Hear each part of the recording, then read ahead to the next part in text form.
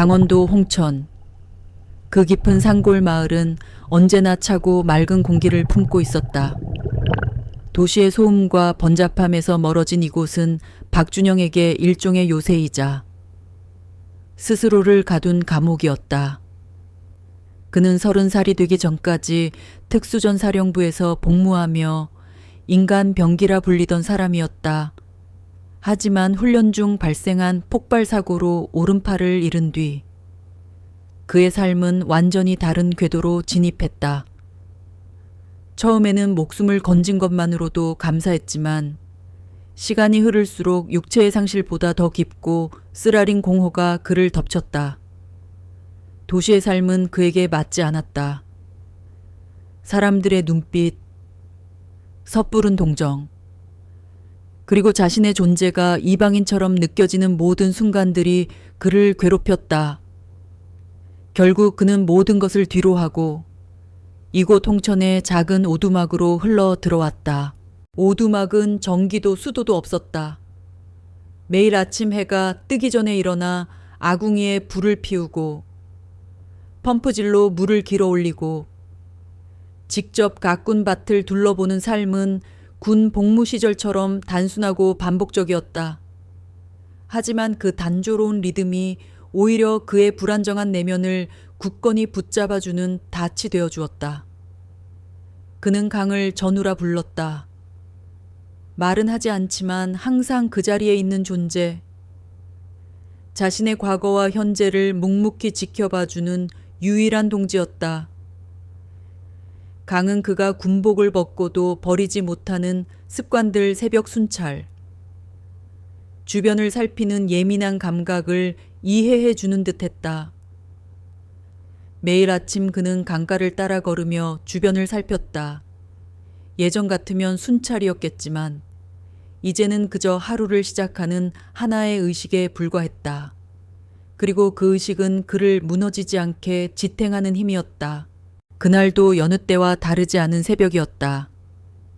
늦가을의 공기는 뼛속까지 스며들 만큼 차가웠지만 동시에 숨을 들이쉴 때마다 폐부를 정화시키는 듯한 맑음을 지니고 있었다. 안개는 강물 위를 낮게 깔려 흐르고 있었고 멀리서 들려오는 새소리는 몽환적인 분위기를 더했다. 준영은 언제나처럼 묵묵히 강가를 따라 걸었다. 어제와 같은 길, 같은 바위, 같은 나무. 그의 생각은 나무에 걸린 이끼처럼 늘 어제의 기억에 머물러 있었다. 상실의 아픔, 후회, 그리고 세상과 등진 채 살아가야 한다는 고독한 현실. 그것이 그의 침묵을 이루는 주된 재료였다. 그때였다. 갑자기 어디선가 튀어나온 듯한 웃음소리가 고요를 갈랐다. 그 웃음소리는 날카롭고 공격적이었다. 자연의 일부인 새소리나 강물 소리와는 완전히 다른 지독하게 이질적인 소리였다. 마치 누군가를 조롱하고 멸시하는 듯한 경멸의 에너지가 담겨 있었다. 그 웃음은 그의 마음속에 굳게 닫혀있던 문을 억지로 부수고 들어오는 듯했다. 준영은 걸음을 멈췄다. 그의 내면에서 두 가지 목소리가 충돌했다. 하나는 현재의 박준영이었다. 그는 고요를 지키고 싶었다. 이 평화로운 삶을 위해 그는 세상의 모든 어두운 면에서 등을 돌렸다. 저 소리는 분명 어둠의 영역에 속한 것이었고 모르는 척 돌아선다면 지금의 평화가 깨질 일은 없었다. 그는 더 이상 싸우는 사람이 아니었다.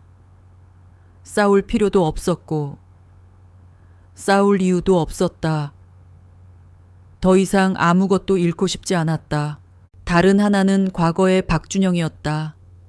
특수전 교관 시절 그는 늘 위험에 대한 육감을 곤두쓰고 살았다. 작은 이상 징후 하나도 놓치지 않고 확인해야만 생존할 수 있었다. 그 감각은 아직 그의 몸속 깊은 곳에 남아 있었다. 무언가 잘못됐다. 그냥 놔두면 안 된다. 그는 그 웃음소리에 담긴 비열한 무게를 본능적으로 감지했다. 그것은 단순한 장난이 아니었고 그의 온몸의 신경이 경고 신호를 보내고 있었다. 10년이 흘렀다. 그는 더 이상 군복을 입고 있지 않았다. 하지만 그 웃음소리는 그를 가만두지 않았다. 그의 심장이 묘하게 조여왔다. 과거의 자신이 멱살을 잡고 흔드는 듯했다. 그는 천천히 고개를 돌려 소리가 들리는 쪽을 바라보았다. 강물 줄기를 따라 아래쪽으로 100m쯤 떨어진 곳. 물살이 약해지고 작은 자갈밭이 펼쳐진 지점이었다. 평소에는 인적조차 드문 곳. 그는 발걸음을 그쪽으로 틀었다. 특별히 긴장한 건 아니었지만 몸속 깊은 곳에서 익숙한 반응들이 작동하기 시작했다. 한 손으로 조심히 돌멩이를 쥐고 다른 한 손은 허리춤에 달린 작은 칼집으로 향했다. 습관이었다. 조심스럽게 덤불 사이로 몸을 숙여 다가갔다. 시야에 2명의 남자가 들어왔다. 예상과 달리 청년들이 아니었다.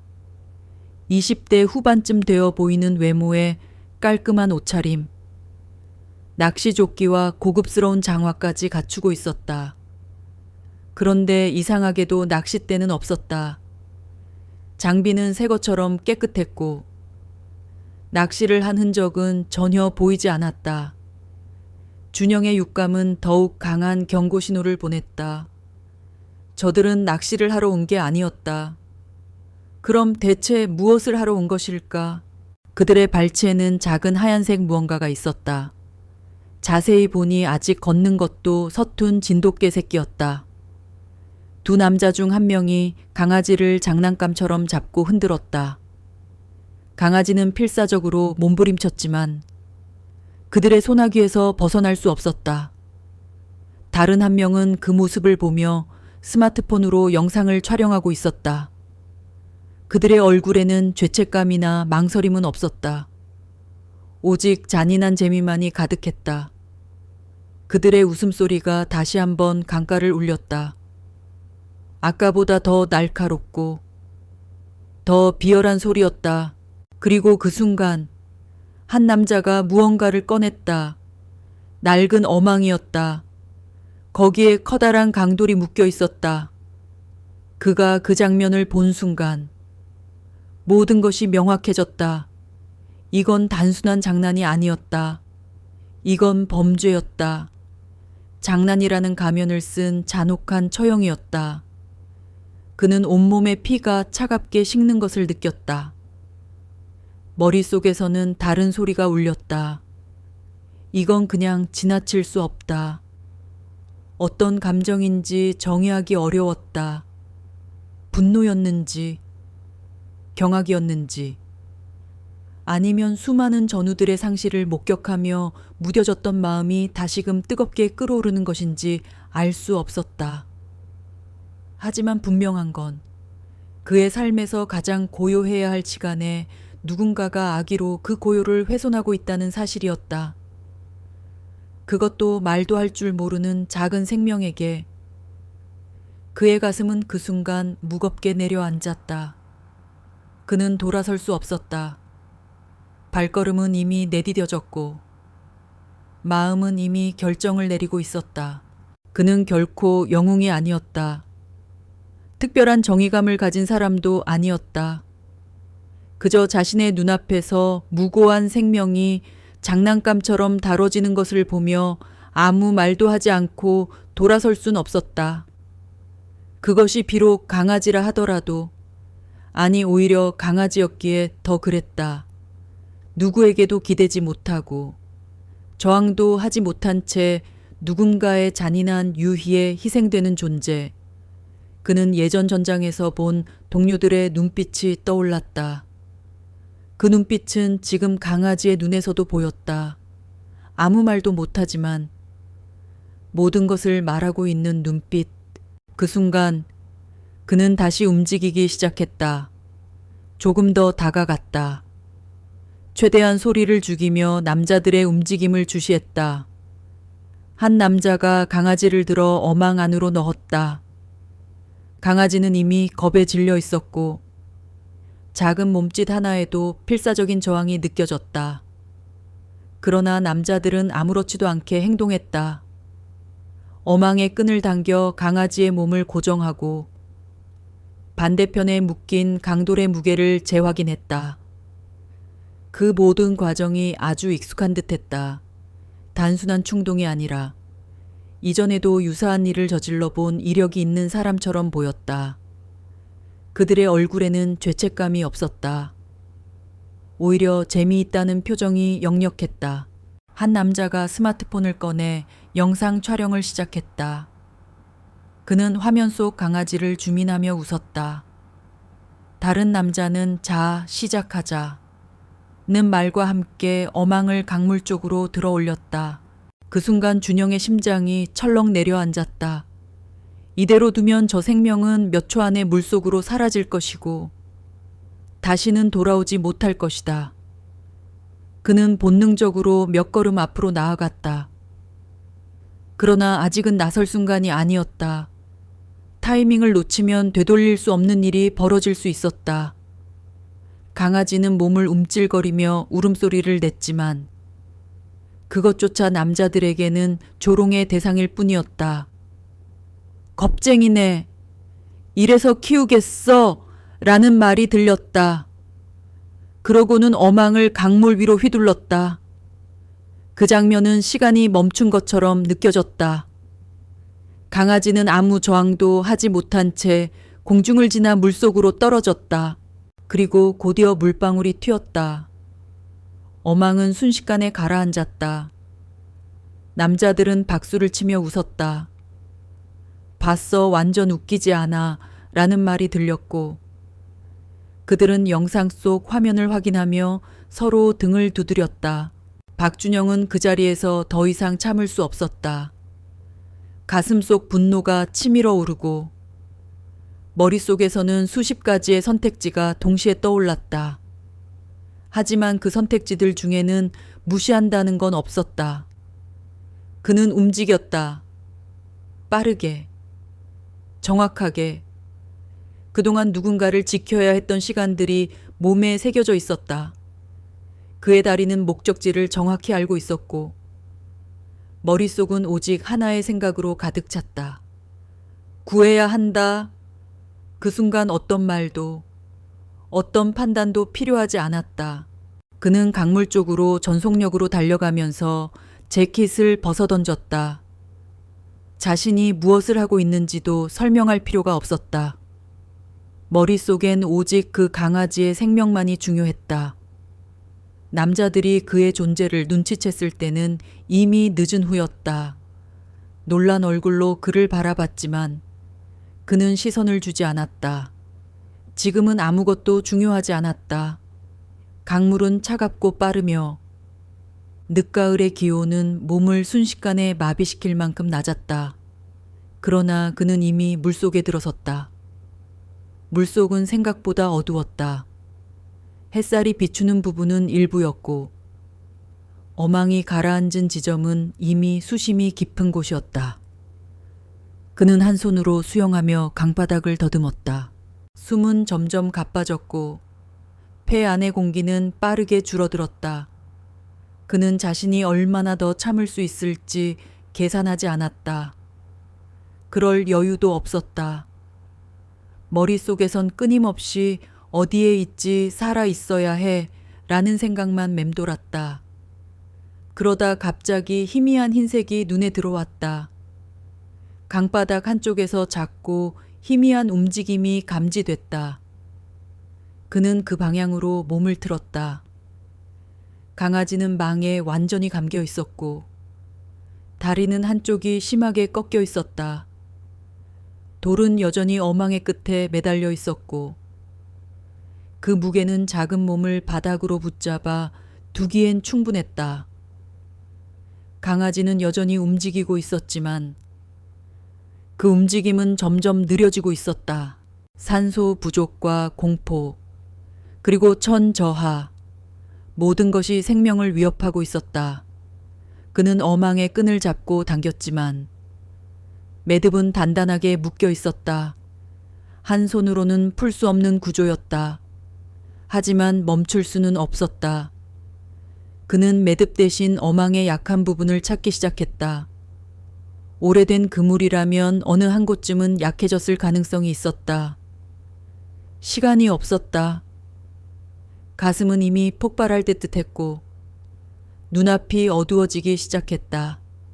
하지만 그는 포기하지 않았다. 마침내 어망 한쪽이 찢어지기 시작했다. 그 순간 그는 남은 힘을 다해 강아지를 끌어안고 강 위로 헤엄쳤다. 올라가는 길은 멀고도 멀었다. 심장은 쿵쿵 뛰었고 손끝은 이미 감각이 사라져 있었다.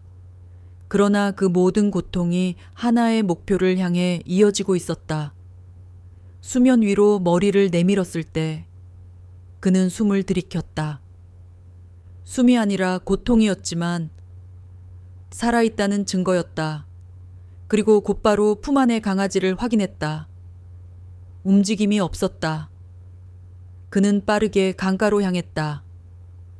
남자들은 그를 멍하니 쳐다보고 있었지만 그는 여전히 관심 두지 않았다. 오직 강아지만이 중요했다. 그는 강가에 도착하자마자 응급처치를 시작했다. 심폐소생술, 인공호흡, 손이 떨리고 입술이 굳어갔지만 그는 멈추지 않았다. 그리고 결국 강아지가 작게 기침을 하기 시작했다. 그것은 작지만 분명한 생명의 소리였다.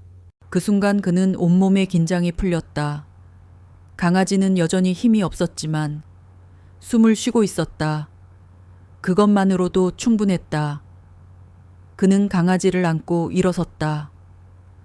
남자들은 말을 잃은 채 바라보기만 했다. 이제서야 그들은 자신들이 무엇을 했는지 이해하는 듯 했다.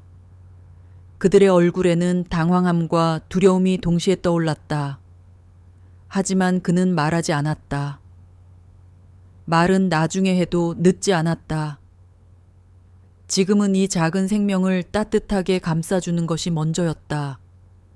그리고 그날 이후 그의 삶은 조금씩 달라지기 시작했다. 박준영은 젖은 옷을 그대로 입은 채 강아지를 품에 안고 일어섰다. 몸은 물속에서 얼어붙은 것처럼 굳어 있었지만 오직 눈빛만이 살아 있었다. 그를 멍하니 바라보던 남자들은 그가 움직이자 움찔하며 뒤로 물러섰다. 몇 분 전까지만 해도 비웃음과 장난으로 가득했던 그들의 표정은 사라지고 그 자리에 남은 것은 당황과 공포였다. 그들은 자신들이 무엇을 했는지 이제야 어렴풋이 이해하는 듯했다. 그들은 평범한 중년 남성이 아니라 살기 어린 전사처럼 보이는 한쪽 팔 없는 사내 앞에서 완전히 무력해졌다. 준영은 아무 말도 하지 않았다. 말은 필요 없었다. 입으로 전하는 비난보다 침묵 속의 분노가 더 무서운 법이었다. 그의 차가운 눈빛은 판단도, 질문도 없었다. 오직 냉정한 사실만을 담고 있었다. 너희가 한 짓을 나는 똑똑히 봤다. 그것만으로 충분했다. 품 안의 강아지는 약하게 떨리고 있었고 아주 미세한 숨소리로 살아있음을 알렸다. 그 소리는 아주 작았지만 준영에게는 천둥처럼 크게 들렸다. 한 남자가 먼저 입을 열었다. 민준이었다. 그의 목소리는 잔뜩 떨리고 있었다. 그게 저희가 하려던 건 그냥 그 뒤는 흐려졌다. 뭔가 핑계를 대려다 말았지만 입안에서 말이 멈췄다. 어떤 변명도 그의 눈빛 앞에서는 통하지 않으리라는 것을 본능적으로 깨달은 것이다. 다른 한 명인 서현은 뒤로 한 발짝 물러서며 고개를 돌렸다. 준영은 그들을 계속 바라봤다. 그들의 얼굴, 목소리, 떨리는 손끝까지 모두 눈에 담았다. 언젠가 다시 마주칠 때를 대비한 군인 시절의 습관이었다. 뭐 하는 거예요? 댁이 뭔데 남의 일에. 민준이 다시 목소리를 냈다. 하지만 그는 더 이상 기세 좋게 웃던 그 남자가 아니었다. 완전히 주눅이 들어 있었다. 남의 일이라. 준영은 속으로 중얼거렸다. 그의 눈은 여전히 그들을 응시하고 있었고 그 눈빛은 이 아이를 너희가 죽이려 했다.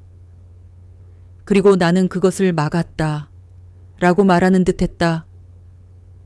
두 남자는 어찌할 바를 몰랐다. 그들은 준영의 눈빛에서 쉽게 넘길 수 없는 어떤 강함을 느꼈다. 그것은 단순히 무력에 의한 강함이 아니라 옳고 그름에 대한 확고한 신념에서 비롯된 것이었다. 결국 민준이 먼저 고개를 돌려 도망치듯 뒷길로 사라졌다. 서현도 따라가듯 엉거주춤 돌아섰다. 그들의 걸음걸이는 죄책감과 당황이 뒤섞인 이상한 모양이었다. 준영은 끝까지 그들을 바라봤다. 그들이 완전히 사라진 뒤 그는 강아지를 다시 한번 확인했다. 여전히 작고 약한 숨을 쉬고 있었지만 의식은 돌아오지 않았다.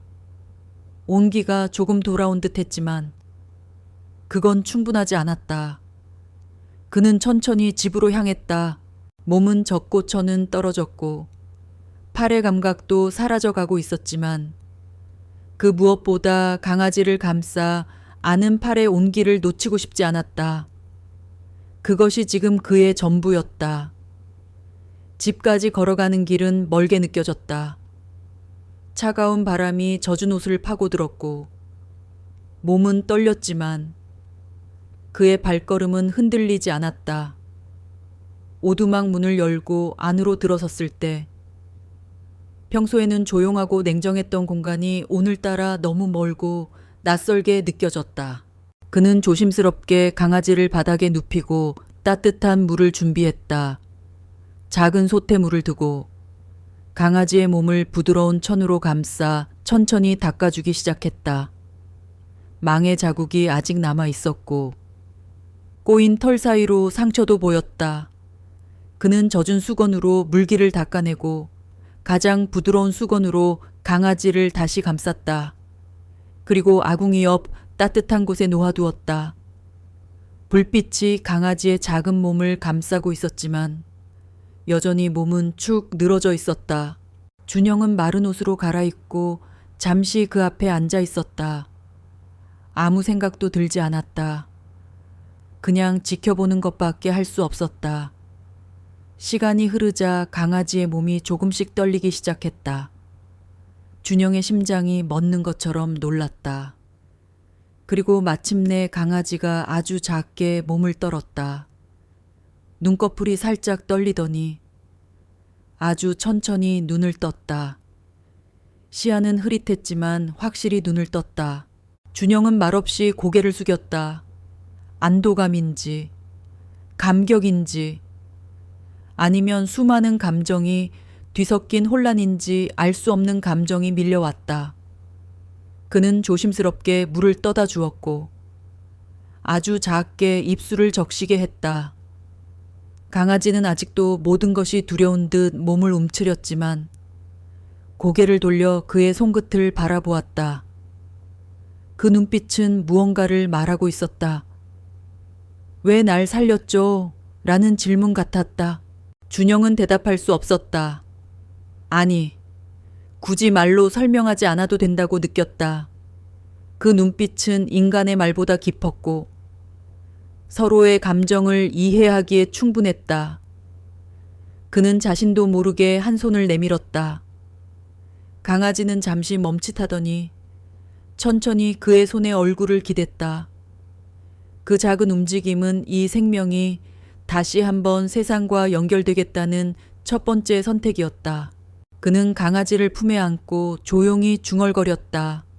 살아서 고맙다. 그 말은 누구를 위한 것이었는지 몰랐다. 강아지를 향한 말일 수도 있고 어쩌면 오랫동안 닫아두었던 자기 자신에게 한 말일 수도 있었다. 그는 오랫동안 무엇도 책임지지 않았고 누구와도 연결되지 않으며 살았다. 그런데 지금 이 작은 존재가 그를 다시 세상과 연결하고 있었다. 밤이 깊어졌다. 강아지는 다시 잠에 들었고 그는 작은 이불을 덮어준 뒤 아궁이 옆에 앉아 커피를 내렸다. 한 손으로 컵을 잡고 한참을 멍하니 바라봤다. 강물은 멀리서 흐르고 있었고 바깥은 조용했지만 집안은 더 이상 조용하지 않았다. 누군가의 숨소리가 있었다. 아주 작고 약하지만 분명히 살아있는 숨소리. 그는 그 숨소리를 들으며 생각했다. 이 작은 생명을 구한 것만으로 오늘 하루는 충분히 의미 있었다. 다음 날 아침, 준영은 예정보다 더 일찍 눈을 떴다. 몸이 무겁고 어깨가 욱신거렸지만 가장 먼저 떠오른 것은 어젯밤의 그 강아지였다. 그는 천천히 거실로 나왔다. 아궁이 앞에 조심스럽게 놓인 이불 속에 작은 몸이 아직도 숨을 쉬고 있었다. 살아 있었다. 그것만으로도 다시 하루를 시작할 수 있는 이유가 생긴 듯 했다. 강아지는 여전히 깊이 잠들어 있었지만 밤새 안정된 호흡을 유지했다는 건 긍정적인 신호였다. 준영은 미리 준비해 두었던 죽을 다시 데웠다. 소금기 하나 없는 맨밥과 가늘게 찢은 닭가슴살, 그리고 등물을 섞어 만든 죽이었다. 그는 강아지가 깨기를 기다리며 죽을 식히고 손으로 온도를 확인했다. 어느 정도 시간이 흐르자 강아지가 천천히 눈을 떴다. 전날보다 또렷한 눈빛이었다. 아직 두려움은 남아 있었지만 생명의 의지가 느껴졌다. 그는 작은 접시에 죽을 담아 아궁이 옆에 놓았다. 강아지는 처음엔 움직이지 않다가 이내 천천히 몸을 일으켰다. 움직임이 느렸고 한쪽 다리를 제대로 딛지 못했지만 스스로 일어났다는 사실이 중요했다. 그는 손을 뻗지 않았다. 먼저 다가오기를 기다렸다. 강아지는 경계심을 보이다가도 이내 냄새를 맡고 접시 쪽으로 다가왔다. 그리고 조금씩 먹기 시작했다. 천천히, 조심스럽게.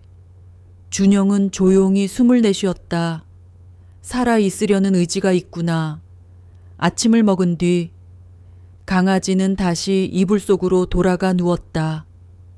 준영은 이불을 다시 덮어주며 생각에 잠겼다. 이 강아지를 어떻게 해야 할까? 고민이 많았다. 임시로 보호할 수도 있었지만 문제는 몸 상태뿐 아니라 마음의 상처였다. 전날 당한 고통은 단순한 사고가 아니었다. 인간에게 배신당한 기억은 쉽게 지워지지 않는다. 그는 자신이 그 상처까지 보듬어 줄 수 있을지 확신이 없었다. 그러나 그는 이미 그 강아지를 외면할 수 없는 위치에 와 있었다. 이름도 없고 주인도 없으며 작고 연약한 존재, 자신이 아니면 누구도 이 아이를 책임지지 않을 것이 분명했다. 그는 며칠간 관찰한 뒤 결정을 내리기로 했다. 일단은 충분히 회복할 수 있도록 도와주는 것이 우선이었다. 준영은 강아지에게 정식 이름을 지어주기로 했다. 이름 없이 부르다 보면 존재 자체가 희미해질까 두려웠다. 고민 끝에 그는 하온이라는 이름을 떠올렸다. 따뜻함을 품고 있는 단어였다. 차가운 물속에서도 끝까지 살아남으려 했던 아이에게 어울리는 이름이라고 생각했다. 하루는 느리게 흘러갔다. 하온은 대부분의 시간을 잠을 자며 보냈고 깨어있을 때는 그저 조용히 주변을 둘러보는 정도였다. 준영은 정해진 시간에 식사를 챙기고 따뜻한 물로 몸을 닦아주며 상태를 점검했다. 다행히 열은 없었고 호흡도 안정적이었다. 문제는 한쪽 다리였다. 어망에 뒤엉킨 채로 물속에 있었던 탓에 관절 부위의 손상이 의심되었다. 그는 인터넷이 안 되는 오두막에서 나와 읍내 도서관에서 책을 찾아보거나 잠시 들른 식당에서 와이파이를 빌려 비슷한 사례를 찾아봤다. 통증 완화와 회복을 위한 마사지를 조심스럽게 시도했다. 그의 손길은 거칠었지만 그 안에는 깊은 정성과 걱정이 담겨 있었다. 하오는 처음엔 몸을 움츠렸지만 이내 그 손길에 익숙해진 듯 미세하게 경련하던 몸을 조금씩 풀었다. 며칠이 지나자 하오는 조금씩 주변을 돌아다니기 시작했다. 처음엔 거실 한쪽 구석만 맴돌았지만 시간이 지날수록 그의 주변으로 다가왔다. 그리고 마침내 조심스럽게 준영의 발치에 머리를 기대었다. 그 작은 행위는 그 어떤 말보다도 강렬한 신뢰의 표시였다. 준영은 조용히 그 순간을 받아들였다. 어떤 의무감도 없이 그저 함께 있는 시간을 인정했다. 그동안 무언가를 지키는 일에 대한 감각을 잃고 살았던 그에게 하온의 존재는 그 감각을 다시 일깨워 주었다. 그는 하온에게 이름을 부르며 여러 번 반복했다. 하온아. 처음엔 아무런 반응이 없었지만 며칠 후부터는 이름을 부르면 귀를 쫑긋 움직였다. 그 작은 반응이 그에게는 희망이었다. 하온은 점점 식욕을 되찾았고 호기심도 늘어갔다. 마당을 나가려고 창가에 앉아있는 시간이 많아졌고 준영은 날씨가 좋던 날에는 짧은 시간 바깥으로 데리고 나가기도 했다. 한쪽 다리는 여전히 절뚝거렸지만 움직이려는 의지는 확고했다. 그런 모습을 볼 때마다 준영은 자신도 모르게 미소를 지었다. 오랜만에 찾아온 감정이었다. 누군가의 회복을 바라보며 자신도 조금씩 치유되고 있다는 것을 그는 느꼈다. 하지만 밤이 되면 하오는 가끔 몸을 떨며 잠에서 깼다. 물속에서의 기억 때문인지 혹은 어망에 감긴 채 버거렸던 감각이 남아있는 건지 몰라도 하오는 갑자기 놀라 깨어났다. 그럴 때마다 준영은 옆에 다가가 조용히 말을 걸었다. 괜찮아. 이제는 안전해. 그 말이 전해졌는지는 모르겠지만 하오는 이내 다시 잠들곤 했다. 준영은 자신도 모르게 하루 일과를 하온의 리듬에 맞추기 시작했다. 밥 시간, 산책 시간, 잠자는 시간. 그의 하루는 더 이상 혼자만의 시간이 아니었다. 누군가와 함께 호흡하며 살아가는 일이 이렇게까지 따뜻할 수 있다는 것을 그는 잊고 지냈다. 수많은 전우들을 떠나보낸 후 그는 혼자가 편하다고 믿어왔지만 하오는 그 믿음을 천천히 허물어뜨리고 있었다. 어느 날 아침 하오는 처음으로 꼬리를 흔들었다. 아주 짧고 약하게. 하지만 분명히 준영은 말없이 그 모습을 지켜보았다. 그 짧은 움직임이 마치 살아있다는 것을 스스로 선언하는 듯했다. 그는 고개를 끄덕였다. 그 순간 둘 사이엔 어떤 약속도 설명도 필요 없었다. 그저 존재만으로도 서로를 지지하는 관계. 그렇게 둘의 새로운 일상이 시작되고 있었다. 며칠 뒤 준영은 여느 때처럼 아침을 준비하고 있었다. 하오는 아궁이 옆에서 조용히 몸을 말리고 있었고 밖은 여전히 늦가을의 찬 기운이 남아 있었다. 그는 따뜻한 죽을 시키며 하온을 바라보았다.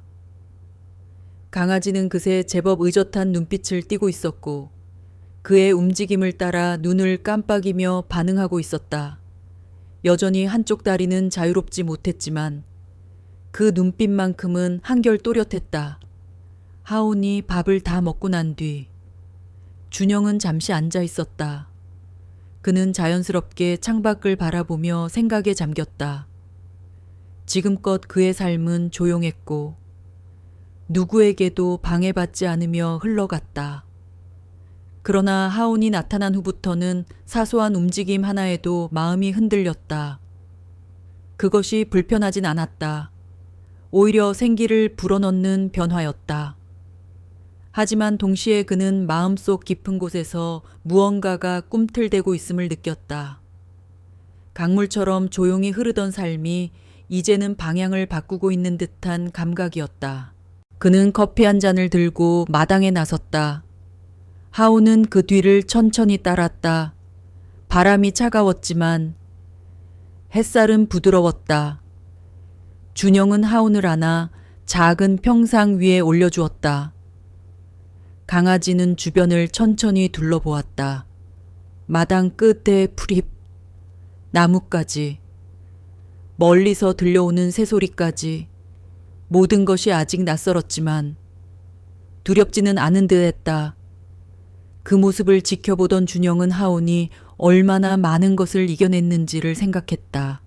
단지 구조된 것이 아니라 스스로 살아남으려는 의지를 포기하지 않았기에 오늘이 가능했던 것이다. 그는 자신에게 묻고 있었다. 이 작은 생명을 왜 그렇게까지 지키려 했을까? 단순히 불쌍해서였을까? 아니면 오랫동안 잊고 지내던 어떤 본능이 되살아났던 걸까? 전장에 있었던 시절, 그는 수많은 목숨 앞에서 선택을 강요받았다. 누군가를 살리기 위해 또 다른 누군가를 포기해야 했고, 때로는 눈을 감아야만 했던 상황도 있었다. 그때마다 그는 의무라는 이름으로 자신을 위로했다. 하지만 지금 하온 앞에서는 어떤 이유도 필요하지 않았다. 그저 살아 있어야 했고, 지켜줘야 했다.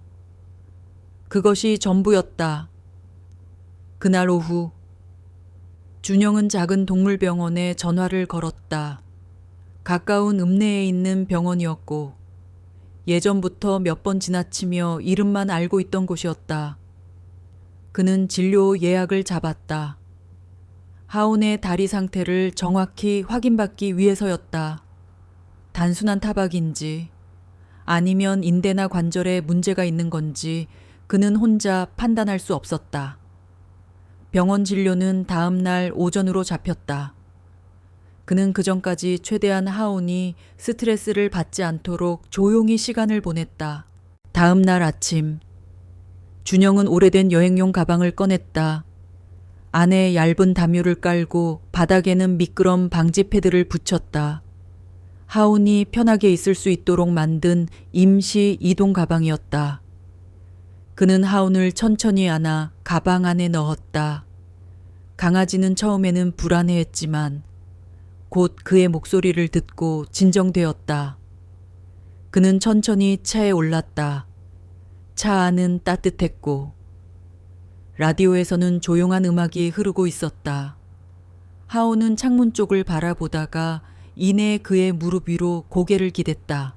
병원에 도착했을 때 간호사는 먼저 문 앞에서 인사를 건넸다. 작고 단정한 병원이었고 분위기 또한 차분했다. 그는 하온을 조심스럽게 진료실로 옮겼다. 수의사는 중년의 여성이었고 따뜻한 눈빛을 가진 사람이었다. 그녀는 먼저 하온의 상태를 찬찬히 살폈다. 입안, 귀, 배, 그리고 다리. 강아지는 처음엔 긴장했지만 의사의 손길에 큰 저항 없이 검사에 임했다. 한참을 진료한 뒤 수의사는 다리에 경미한 인대 손상이 있으며 장시간 어망에 눌렸던 영향으로 일시적인 신경 압박이 있었을 수 있다고 설명했다. 수술이 필요한 단계는 아니었지만 일정 기간 안정을 취해야 했고 회복을 돕는 약도 처방되었다. 준영은 설명을 들으며 고개를 끄덕였다. 하온의 상태가 심각하지 않다는 사실에 가슴을 쓸어내렸다. 진료를 마친 뒤 간호사가 다가와 조심스럽게 물었다. 이 아이 보호자 성함이 어떻게 되세요? 그는 잠시 망설이다가 답했다. 박준영입니다. 그 한마디에 마음속에 작은 파문이 일었다. 보호자. 그 단어는 단순한 호칭이 아니었다. 책임이었다. 그는 그 단어를 받아들였다. 집으로 돌아오는 길, 하오는 피곤했는지 가방 안에서 잠이 들었다. 준영은 조용히 운전하며 그 모습을 바라보았다. 책임이라는 단어가 가볍지 않다는 것을 누구보다 잘 아는 사람이었다. 하지만 지금 그는 그 무게를 받아들이고 있었다. 의무가 아니라. 선택으로 집에 도착한 그는 하온을 조심히 이불 위에 눕히고 약을 챙겼다. 식사 후에 먹을 수 있도록 준비해두며 그는 다시 한번 다짐했다. 이 아이는 단순한 구조동물이 아니다. 지금 이 집에서 함께 살아가는 생명이다. 그리고 나는 그 생명을 지킬 수 있는 사람이어야 한다. 그것이 전부였다. 그렇게 하루가 저물어가고 있었다. 며칠이 더 지나고 박준영은 예전보다 자주 창문 밖을 바라보게 되었다. 하온의 상태는 눈에 띄게 좋아지고 있었고 식욕도 완전히 돌아왔다. 약을 복용한 뒤로는 절뚝이던 다리의 움직임도 조금씩 안정돼 갔다. 하온은 마당에 나가고 싶어 하는 눈빛을 자주 보였고 준영은 날씨가 허락할 때면 잠깐씩 바깥으로 데려갔다. 그러나 그의 시선은 종종 산 쪽이 아닌 반대 방향. 강 아래편으로 향했다. 그곳은 그날 하온이 던져졌던 자리였다. 그리고 여전히 그곳에서 들려왔던 웃음소리와 조롱의 기억이 머릿속을 떠나지 않았다. 그는 다시는 그런 일이 반복되어서는 안 된다고 생각했다. 자신이 우연히 그 자리에 있었기 때문에 하온을 구할 수 있었지만 그렇지 않았다면 그 작은 생명은 이미 세상에서 사라졌을 것이다. 그리고 문제는 그런 인간들이 아직도 어딘가에서 아무렇지 않게 살아가고 있다는 사실이었다. 하온의 얼굴을 볼 때마다 그날의 그 표정이 떠올랐다. 웃으면서 어망을 던졌던 손, 영상으로 기록하려던 그 눈빛. 그것은 단순한 무지가 아니었다. 분명한 악이었다. 그 악은 준영이 10년 동안 외면해왔던 세상의 어두운 면이었다. 그는 더 이상 그 어둠을 모른 척할 수 없었다.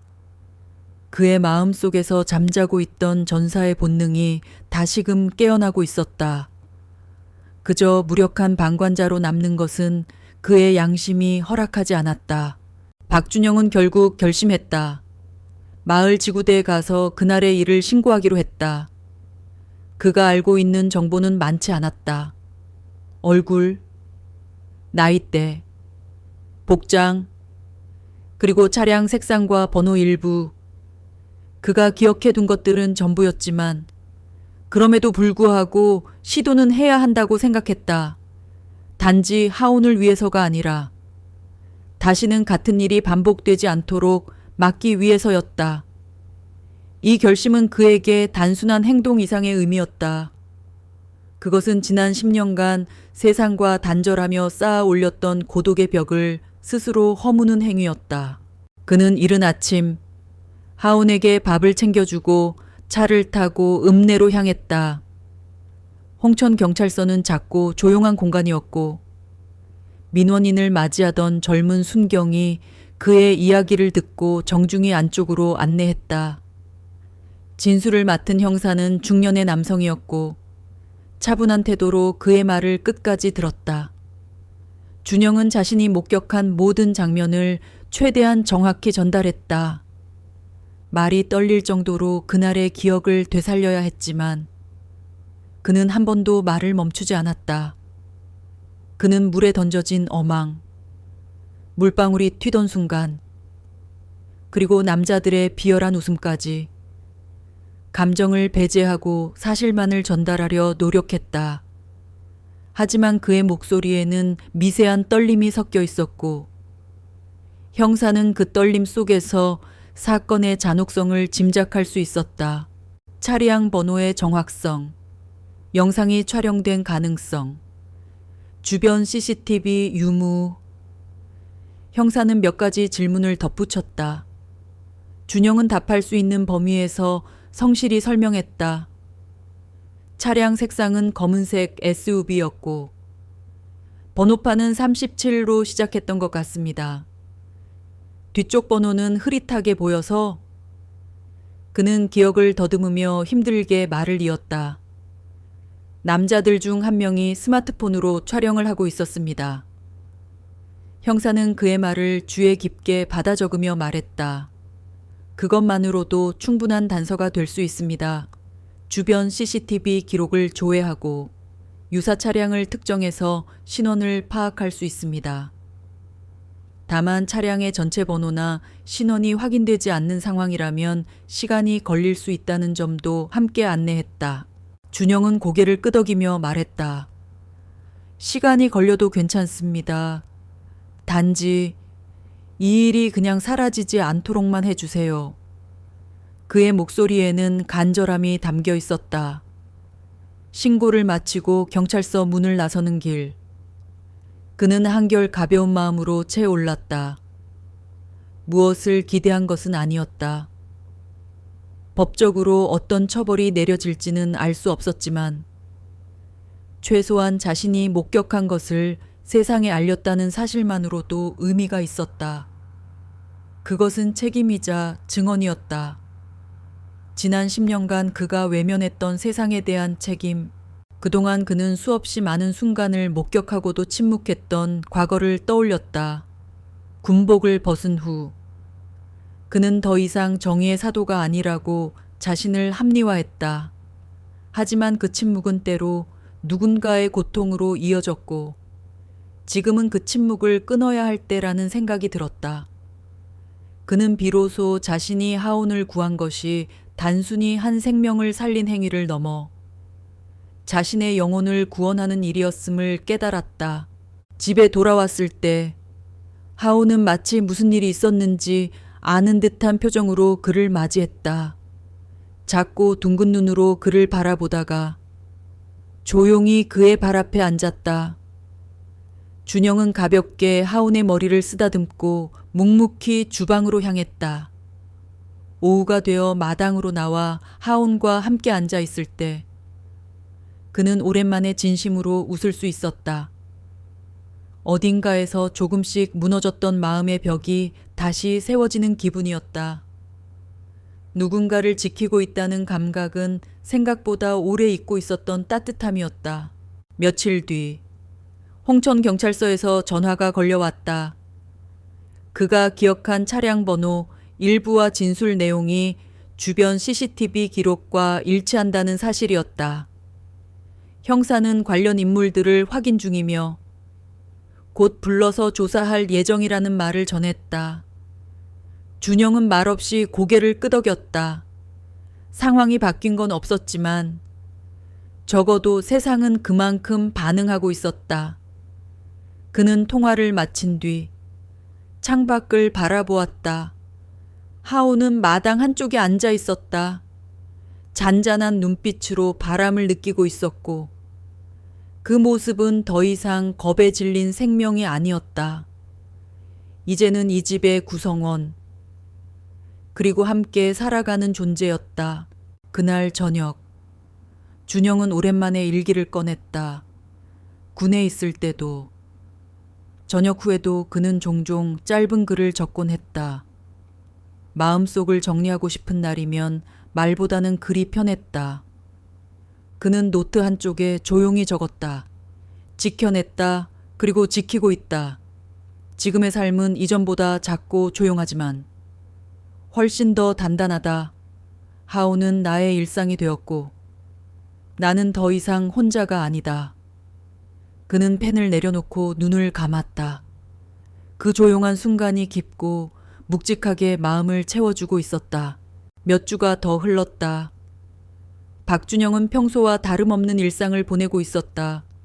아침이면 하온의 밥을 챙기고 낮에는 마당에서 함께 시간을 보내고 저녁이면 아궁이 옆에서 책을 읽거나 조용히 커피를 마셨다. 계절은 천천히 겨울로 접어들고 있었고 하온의 움직임도 점점 더 부드러워지고 있었다. 다리의 통증은 거의 사라졌고 이제는 짧은 거리 산책도 거뜬히 해냈다. 예전처럼 겁먹은 기색도 사라지고 때때로 장난스럽게 이불을 물고 늘어지기도 했다. 그는 그 변화들을 조용히 지켜보며 마음속으로 작게 고개를 끄덕이곤 했다. 어느 날 오후 박준영은 마을에서 우편을 한 통 받았다. 봉투에는 홍천경찰서라는 도장이 찍혀 있었고 내용은 조사종결 통보서였다. 그는 차분히 봉투를 열었다. 문서에는 그날 강가에서 벌어진 사건과 관련된 수사가 마무리되었으며 가해자로 지목된 2명의 청년이 동물보호법 위반 혐의로 형사처벌 대상이 되었다는 내용이 담겨 있었다.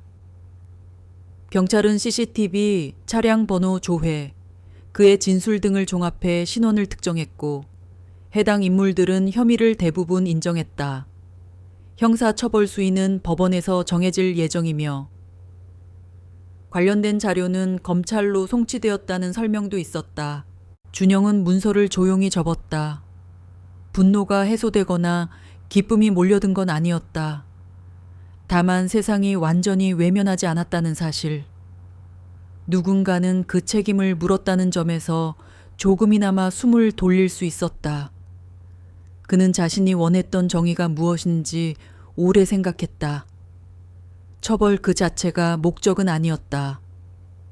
세상에 알려지는 것, 그리고 같은 일이 반복되지 않게 만드는 것, 그 한 가지였다. 그리고 지금 그 조건은 충족되었다고 느꼈다. 그가 외면했던 세상의 시스템이 그의 증언에 반응했고 그 증언은 또 다른 피해를 막을 작은 불씨가 되었다. 그날 저녁 그는 아궁이 앞에서 하온을 무릎 위에 올려놓았다.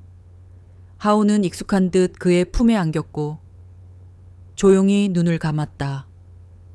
준영은 천천히 말을 걸었다. 아무도 들을 수 없고 대답할 수도 없는 말이었다. 하온아, 다 끝났어. 이제 너는 안전해. 그 말은 오래도록 입속에서 맴돌았다. 강물 속에서 발버둥치던 그날, 작고 약한 생명이 스스로를 포기하지 않았기에 오늘이 가능했다. 그는 그 사실을 잊지 않으려 했다. 생명이란 그렇게 단단하면서도 위태로운 것이고 그걸 지키는 일은 작아 보이지만 결코 가볍지 않다는 것을 다시금 깨달았다. 며칠 후 박준영은 읍내에 있는 한 공방에 들렀다. 거기서 작고 단단한 나무패를 하나 주문했다. 이름이 새겨진 표식이었다. 그는 하온의 이름과 구조 날짜, 그리고 그 아래에 짧은 문장을 요청했다. 너는 살아남았고 나는 너로 인해 다시 살아간다. 공방 주인은 고개를 끄덕이며 정성껏 제작을 약속했다. 며칠 뒤 완성된 나무패는 작고 소박했지만 준영에게는 그 어떤 훈장보다 값졌다. 그는 그것을 하온의 식기 옆 벽면에 걸어두었다. 매일 눈에 띄는 곳이었다.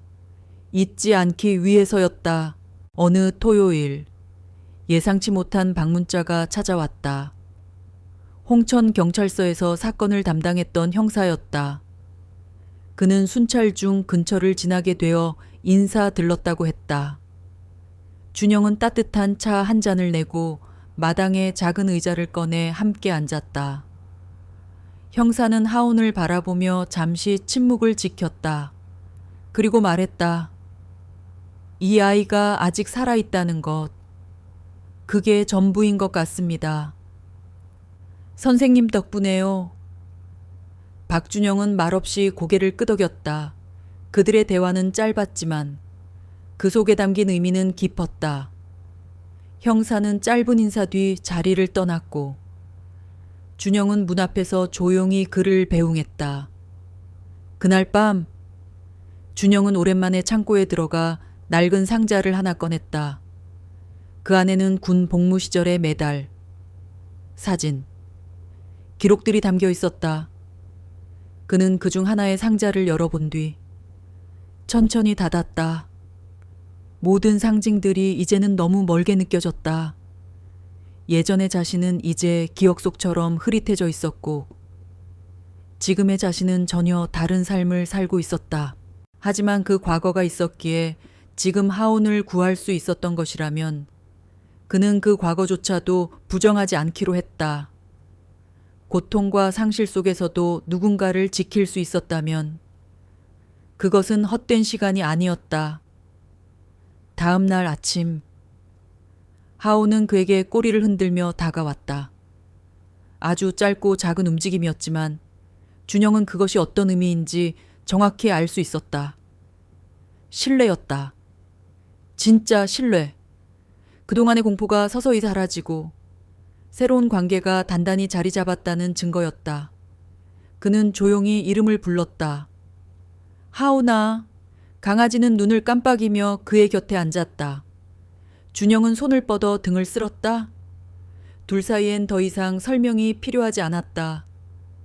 말없이 이해하고 조용히 존재를 공유하는 것. 그것이 지금의 유일한 언어였다. 겨울이 깊어갈수록 준영의 일상은 더욱 단단해졌다. 바람은 차가워졌고 눈발은 잦아졌지만 그와 하온 사이에는 따뜻한 공기가 흐르고 있었다. 하온은 이제 집안 구석구석을 자유롭게 돌아다녔고 마당의 낯선 소리에도 크게 놀라지 않았다.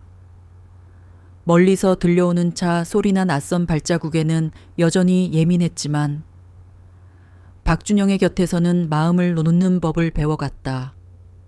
준영은 그 변화를 매일 목격하며 마음속에 차오르는 어떤 감정을 조용히 받아들였다. 그것은 행복이라는 거창한 단어보다 더 작고 소중한 일상의 평화였다. 며칠 전 읍내 공방에 맡겨두었던 나무패가 완성되었다는 연락을 받고 그는 설렘과 함께 공방으로 향했다. 작고 소박한 나무패에는 하온이라는 이름과 구조일자 10월 15일이 정갈하게 새겨져 있었다. 그리고 그 아래 준영이 특별히 요청했던 문장이 담겨 있었다. 너는 살아남았고 나는 너로 인해 다시 살아간다. 공방 주인은 그 문장을 읽고 잠시 묵묵히 고개를 끄덕였다. 무슨 사연인지 묻지 않았지만 그의 눈빛은 깊은 이해를 담고 있었다. 준영은 그 나무패를 받아들고 집으로 돌아왔다. 그는 그것을 하온의 밥그릇 옆, 매일 눈에 띄는 벽면에 걸어두었다. 잊지 않기 위해서였다. 하온이 어떤 고통을 이겨냈는지, 그리고 자신이 그 작은 존재를 통해 어떤 삶을 되찾았는지, 그것은 그에게 그 어떤 훈장보다 값진 것이었다. 어느 토요일, 예상치 못한 방문자가 찾아왔다. 홍천 경찰서에서 사건을 담당했던 형사였다. 그는 순찰 중 근처를 지나게 되어 인사 들렀다고 했다. 준영은 따뜻한 차 한 잔을 내고 마당에 작은 의자를 꺼내 함께 앉았다. 형사는 마당 한쪽에서 흙냄새를 맡으며 조용히 앉아있는 하온을 바라보며 잠시 침묵을 지켰다. 그리고 입을 열었다. 이 아이가 아직 살아있다는 것. 그게 전부인 것 같습니다. 선생님 덕분에요. 준영은 말없이 고개를 끄덕였다. 그들의 대화는 짧았지만 그 속에 담긴 의미는 깊었다. 준영은 형사의 눈빛에서 진심을 읽었다. 그 형사는 단순한 업무를 넘어 한 생명의 존엄성을 지키는 일이 얼마나 중요한지 알고 있는 사람이었다. 형사는 짧은 인사 뒤 자리를 떠났고 준영은 문 앞에서 조용히 그를 배웅했다. 그날 밤 준영은 오랜만에 창고에 들어가 낡은 상자를 하나 꺼냈다. 그 안엔 군 복무 시절의 메달, 사진, 기록들이 담겨 있었다. 그는 그중 하나의 상자를 열어본 뒤 천천히 닫았다. 모든 상징들이 이제는 너무 멀게 느껴졌다. 예전의 자신은 이제 기억 속처럼 흐릿해져 있었고 지금의 자신은 전혀 다른 삶을 살고 있었다. 하지만 그 과거가 있었기에 지금 하온을 구할 수 있었던 것이라면 그는 그 과거조차도 부정하지 않기로 했다. 고통과 상실 속에서도 누군가를 지킬 수 있었다면 그것은 헛된 시간이 아니었다. 다음 날 아침, 하온은 그에게 꼬리를 흔들며 다가왔다. 아주 짧고 작은 움직임이었지만 준영은 그것이 어떤 의미인지 정확히 알 수 있었다. 신뢰였다. 진짜 신뢰. 그동안의 공포가 서서히 사라지고 새로운 관계가 단단히 자리 잡았다는 증거였다. 그는 조용히 이름을 불렀다. 하온아. 강아지는 눈을 깜빡이며 그의 곁에 앉았다. 준영은 손을 뻗어 등을 쓸었다. 둘 사이엔 더 이상 설명이 필요하지 않았다. 말없이 이해하고 조용히 존재를 공유하는 것. 그것이 지금의 유일한 언어였다. 겨울이 깊어갈수록 준영의 일상은 더욱 단단해졌다. 바람은 차가워졌고 눈발은 잦아졌지만 그와 하온 사이에는 따뜻한 공기가 흐르고 있었다. 하온은 이제 집안 구석구석을 자유롭게 돌아다녔고 마당의 낯선 소리에도 크게 놀라지 않았다. 멀리서 들려오는 차 소리나 낯선 발자국엔 여전히 예민했지만 그의 곁에서는 마음을 놓는 법을 배워갔다. 준영은 그 변화를 매일 목격하며 마음속에 차오르는 어떤 감정을 조용히 받아들였다. 그날 저녁도 평소처럼 조용했다. 준영은 하온의 밥을 준비하고 아궁이 옆에 앉아 커피를 마시며 라디오를 들었다. DJ는 사람과 동물 사이의 관계에 대해 이야기하고 있었고 청취자들의 사연이 이어졌다. 누군가는 유기견을 입양해 가족처럼 함께 살아가고 있었고 또 다른 이는 반려견의 죽음 이후로 삶의 빈자리를 마주하고 있었다. 준영은 라디오 소리에 귀를 기울이다 문득 생각했다. 하온이 없었다면 나는 여전히 살아있는 채로 멈춰 있었을지도 모른다. 그는 고개를 돌려 하온을 바라보았다. 작은 몸은 이불 속에 웅크려 있었고 가끔씩 꿈을 꾸는 듯 귀가 살짝 움직였다. 그 모습은 조용하고 단단했다. 이제는 겁에 질린 생명이 아니었다. 살아남았고 살아가고 있었다. 준영은 컵을 내려놓고 천천히 이불을 더 덮어주었다. 손끝에서 느껴지는 온기가 마음 깊숙한 곳까지 전해졌다. 그는 조용히 자리로 돌아가며 생각했다. 나는 이 아이를 구했지만 실은 이 아이가 나를 구한 것일지도 모른다. 며칠 후 준영은 오래전부터 미뤄두었던 문서 하나를 작성하기로 했다. 유언장이었다. 대단한 재산은 없었지만 혹시 모를 일을 대비해 하온에 대한 내용만은 분명히 적어두고 싶었다. 그는 가까운 지인의 연락처를 적고 하온이 혼자 남겨지지 않도록 부탁의 말을 남겼다. 사람은 언제나 준비해야 한다는 것이 그의 철학이었다. 예상치 못한 순간에도 누군가가 이어받을 수 있도록 책임을 다하는 것이 그에게는 평범한 습관이었다. 그날 밤 그는 짧은 산책을 나섰다. 마당 끝에 서서 하늘을 올려다보았다. 별이 유난히 선명하게 빛나고 있었고 바람은 차가웠지만 날이 맑았다. 하온도 그의 곁에 조용히 앉아 있었다. 두 생명은 말없이 어둠 속에서 서로의 온기를 느꼈고 그 짧은 순간은 아주 오래도록 기억될 것 같은 고요함을 담고 있었다. 그리고 다음 날 아침 하온은 박준영의 침대 옆에 앉아 있었다. 매일처럼 그의 기상시간에 맞춰 자리한 것이었다. 준영은 눈을 뜨며 미소를 지었다. 오늘도 같은 하루가 시작되는구나. 평범한 일상은 누군가에게는 지루할 수 있지만 그에게는 축복이었다. 매일 반복되는 시간이었지만 그 안에는 어제보다 조금 더 나아진 하온이 있었고 조금 더 편안해진 자신의 마음이 있었다. 그는 하온에게 조용히 말을 걸었다. 하온아, 오늘은 우리가 처음 만난 날로부터 딱 100번째 되는 날이야. 말에 특별한 반응이 있지는 않았지만 하온은 그의 무릎 위에 고개를 기대었다. 준영은 이 조용한 제스처 하나가 세상의 어떤 대답보다 더 확실하다는 것을 알고 있었다. 서로에게 닿는 감정은 말보다 빠르고 더 깊이 전해진다.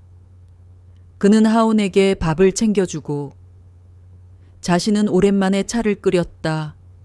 한 손으로 컵을 잡고 반대쪽의 의자 위에서 웅크리고 잠든 하온을 바라보며 깊은 생각에 잠겼다. 그의 삶은 이제 과거와 현재라는 두 개의 강물처럼 흐르고 있었다.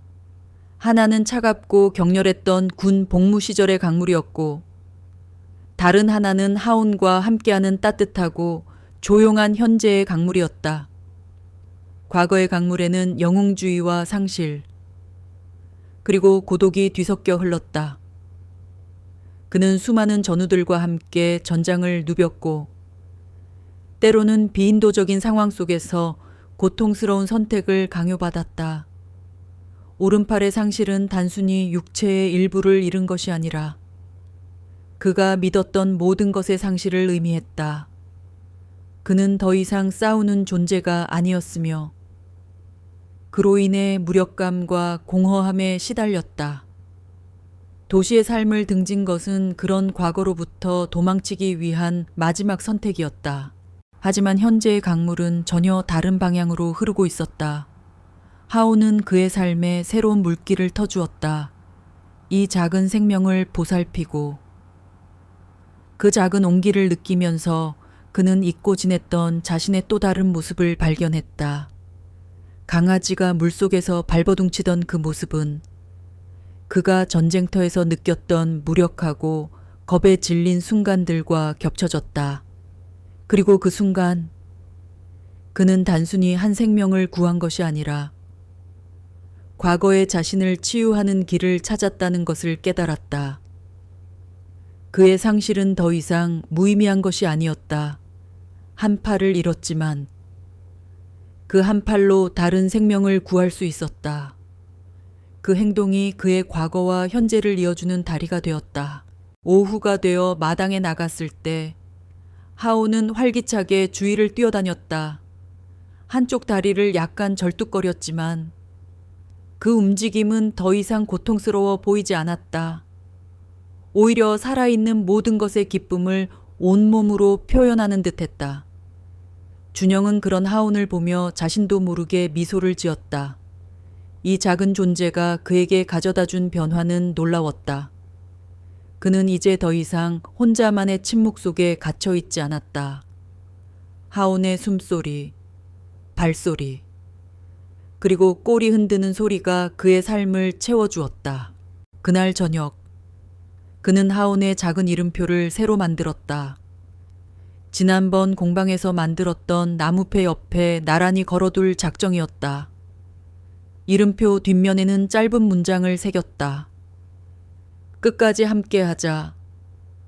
그는 그것을 바라보며 조용히 고개를 끄덕였다. 삶은 언제나 예측할 수 없고 때로는 잔인하기까지 하지만 그 안에서도 누군가는 누군가의 이유가 되어줄 수 있다는 것을 그는 이제 믿게 되었다. 밤이 깊어지자 준영은 불을 끄고 거실 바닥에 자리를 깔았다. 하온은 이불 위로 올라와 그의 옆에 누웠다. 두 생명은 그렇게 하루를 마무리했다. 아무 일도 없는 하루였지만 서로가 있었기에 충분한 하루였다. 준영은 눈을 감으며 마지막으로 생각했다. 누구든 어디에 있든 반드시 누군가에게는 전부가 될 수 있다. 그리고 그 진심은 언젠가 반드시 전해진다. 그는 하온의 작고 따뜻한 몸에 기대어 잠이 들었다. 며칠 후 준영은 오래전부터 미뤄두었던 문서 하나를 작성하기로 했다. 유언장이었다. 대단한 재산은 없었지만 혹시 모를 일을 대비해 하온에 대한 내용만은 분명히 적어두고 싶었다. 그는 가까운 지인의 연락처를 적고 하온이 혼자 남겨지지 않도록 부탁의 말을 남겼다. 사람은 언제나 준비해야 한다는 것이 그의 철학이었다. 예상치 못한 순간에도 누군가가 이어받을 수 있도록 책임을 다하는 것이 그에게는 평범한 습관이었다.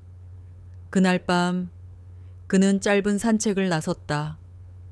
마당 끝에 서서 하늘을 올려다보았다. 별이 유난히 선명하게 빛나고 있었고 바람은 차가웠지만 날이 맑았다. 하온도 그의 곁에 조용히 앉아 있었다. 두 생명은 말없이 어둠 속에서 서로의 온기를 느꼈고 그 짧은 순간은 아주 오래도록 기억될 것 같은 고요함을 담고 있었다. 어느 토요일 예상치 못한 방문자가 찾아왔다. 홍천 경찰서에서 사건을 담당했던 형사였다. 그는 순찰 중 근처를 지나게 되어 인사 들렀다고 했다. 박준영은 따뜻한 차 한 잔을 내고 마당에 작은 의자를 꺼내 함께 앉았다. 형사는 마당 한쪽에서 흙냄새를 맡으며 조용히 앉아 있는 하온을 바라보며 잠시 침묵을 지켰다. 그리고 입을 열었다. 이 아이가 아직 살아있다는 것, 그게 전부인 것 같습니다. 선생님 덕분에요. 준영은 말없이 고개를 끄덕였다. 그들의 대화는 짧았지만 그 속에 담긴 의미는 깊었다. 준영은 형사의 눈빛에서 진심을 읽었다. 그 형사는 단순한 업무를 넘어 한 생명의 존엄성을 지키는 일이 얼마나 중요한지 알고 있는 사람이었다. 형사는 짧은 인사 뒤 자리를 떠났고 준영은 문 앞에서 조용히 그를 배웅했다. 그날 밤 준영은 오랜만에 창고에 들어가 낡은 상자를 하나 꺼냈다. 그 안엔 군 복무 시절의 메달, 사진, 기록들이 담겨 있었다. 그는 그중 하나의 상자를 열어본 뒤 천천히 닫았다. 모든 상징들이 이제는 너무 멀게 느껴졌다. 예전의 자신은 이제 기억 속처럼 흐릿해져 있었고 지금의 자신은 전혀 다른 삶을 살고 있었다. 하지만 그 과거가 있었기에 지금 하온을 구할 수 있었던 것이라면 그는 그 과거조차도 부정하지 않기로 했다. 고통과 상실 속에서도 누군가를 지킬 수 있었다면 그것은 헛된 시간이 아니었다. 다음 날 아침 하온은 그에게 꼬리를 흔들며 다가왔다. 아주 짧고 작은 움직임이었지만 준영은 그것이 어떤 의미인지 정확히 알 수 있었다. 신뢰였다. 진짜 신뢰. 그동안의 공포가 서서히 사라지고 새로운 관계가 단단히 자리 잡았다는 증거였다. 그는 조용히 이름을 불렀다. 하온아. 강아지는 눈을 깜빡이며 그의 곁에 앉았다. 준영은 손을 뻗어 등을 쓸었다. 둘 사이엔 더 이상 설명이 필요하지 않았다. 말없이 이해하고 조용히 존재를 공유하는 것. 그것이 지금의 유일한 언어였다. 겨울이 깊어갈수록 준영의 일상은 더욱 단단해졌다. 바람은 차가워졌고 눈발은 잦아졌지만 그와 하온 사이에는 따뜻한 공기가 흐르고 있었다. 하온은 이제 집안 구석구석을 자유롭게 돌아다녔고 마당의 낯선 소리에도 크게 놀라지 않았다. 멀리서 들려오는 차 소리나 낯선 발자국엔 여전히 예민했지만 그의 곁에서는 마음을 놓는 법을 배워갔다. 준영은 그 변화를 매일 목격하며 마음속에 차오르는 어떤 감정을 조용히 받아들였다. 그날 저녁도 평소처럼 조용했다. 준영은 하온의 밥을 준비하고 아궁이 옆에 앉아 커피를 마시며 라디오를 들었다. DJ는 사람과 동물 사이의 관계에 대해 이야기하고 있었고 청취자들의 사연이 이어졌다. 누군가는 유기견을 입양해 가족처럼 함께 살아가고 있었고 또 다른 이는 반려견의 죽음 이후로 삶의 빈자리를 마주하고 있었다. 준영은 라디오 소리에 귀를 기울이다 문득 생각했다. 하온이 없었다면 나는 여전히 살아있는 채로 멈춰 있었을지도 모른다. 그는 고개를 돌려 하온을 바라보았다. 작은 몸은 이불 속에 웅크려 있었고 가끔씩 꿈을 꾸는 듯 귀가 살짝 움직였다. 그 모습은 조용하고 단단했다. 이제는 겁에 질린 생명이 아니었다. 살아남았고 살아가고 있었다. 준영은 컵을 내려놓고 천천히 이불을 더 덮어주었다. 손끝에서 느껴지는 온기가 마음 깊숙한 곳까지 전해졌다. 그는 조용히 자리로 돌아가며 생각했다. 나는 이 아이를 구했지만 실은 이 아이가 나를 구한 것일지도 모른다. 며칠 후 준영은 오래전부터 미뤄두었던 문서 하나를 작성하기로 했다. 유언장이었다. 대단한 재산은 없었지만 혹시 모를 일을 대비해 하온에 대한 내용만은 분명히 적어두고 싶었다. 그는 가까운 지인의 연락처를 적고 하온이 혼자 남겨지지 않도록 부탁의 말을 남겼다. 사람은 언제나 준비해야 한다는 것이 그의 철학이었다. 예상치 못한 순간에도 누군가가 이어받을 수 있도록 책임을 다하는 것이 그에게는 평범한 습관이었다. 그날 밤 그는 짧은 산책을 나섰다. 마당 끝에 서서 하늘을 올려다보았다. 별이 유난히 선명하게 빛나고 있었고 바람은 차가웠지만 날이 맑았다. 하온도 그의 곁에 조용히 앉아 있었다. 두 생명은 말없이 어둠 속에서 서로의 온기를 느꼈고 그 짧은 순간은 아주 오래도록 기억될 것 같은 고요함을 담고 있었다. 계절은 천천히 겨울로 접어들고 있었고 하온의 움직임도 점점 더 부드러워지고 있었다. 다리의 통증은 거의 사라졌고 이제는 짧은 거리 산책도 거뜬히 해냈다. 예전처럼 겁먹은 기색도 사라지고 때때로 장난스럽게 이불을 물고 늘어지기도 했다. 준영은 그 변화들을 조용히 지켜보며 마음속으로 작게 고개를 끄덕이곤 했다. 어느 날 아침 하온은 그에게 꼬리를 흔들며 다가왔다. 아주 짧고 작은 움직임이었지만 준영은 그것이 어떤 의미인지 정확히 알 수 있었다. 신뢰였다. 진짜 신뢰. 그동안의 공포가 서서히 사라지고 새로운 관계가 단단히 자리 잡았다는 증거였다. 그는 조용히 이름을 불렀다. 하온아. 강아지는 눈을 깜빡이며 그의 곁에 앉았다. 준영은 손을 뻗어 등을 쓸었다. 둘 사이엔 더 이상 설명이 필요하지 않았다. 말없이 이해하고 조용히 존재를 공유하는 것. 그것이 지금의 유일한 언어였다. 겨울이 깊어갈수록 준영의 일상은 더욱 단단해졌다. 바람은 차가워졌고 눈발은 잦아졌지만 그와 하온 사이에는 따뜻한 공기가 흐르고 있었다. 하온은 이제 집안 구석구석을 자유롭게 돌아다녔고 마당의 낯선 소리에도 크게 놀라지 않았다. 멀리서 들려오는 차 소리나 낯선 발자국엔 여전히 예민했지만 그의 곁에서는 마음을 놓는 법을 배워갔다. 준영은 그 변화를 매일 목격하며 마음속에 차오르는 어떤 감정을 조용히 받아들였다. 그날 저녁도 평소처럼 조용했다. 준영은 하온의 밥을 준비하고 아궁이 옆에 앉아 커피를 마시며 라디오를 들었다. DJ는 사람과 동물 사이의 관계에 대해 이야기하고 있었고 청취자들의 사연이 이어졌다. 누군가는 유기견을 입양해 가족처럼 함께 살아가고 있었고 또 다른 이는 반려견의 죽음 이후로 삶의 빈자리를 마주하고 있었다. 준영은 라디오 소리에 귀를 기울이다 문득 생각했다. 하온이 없었다면 나는 여전히 살아있는 채로 멈춰 있었을지도 모른다.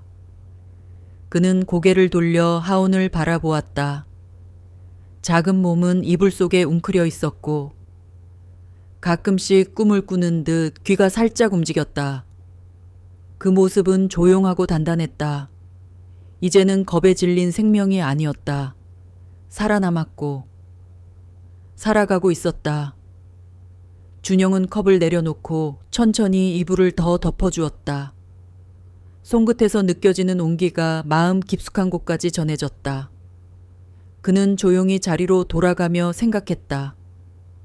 나는 이 아이를 구했지만 실은 이 아이가 나를 구한 것일지도 모른다. 며칠 후 준영은 오래전부터 미뤄두었던 문서 하나를 작성하기로 했다. 유언장이었다. 대단한 재산은 없었지만 혹시 모를 일을 대비해 하온에 대한 내용만은 분명히 적어두고 싶었다. 그는 가까운 지인의 연락처를 적고 하온이 혼자 남겨지지 않도록 부탁의 말을 남겼다. 사람은 언제나 준비해야 한다는 것이 그의 철학이었다. 예상치 못한 순간에도 누군가가 이어받을 수 있도록 책임을 다하는 것이 그에게는 평범한 습관이었다. 그날 밤 그는 짧은 산책을 나섰다. 마당 끝에 서서 하늘을 올려다보았다.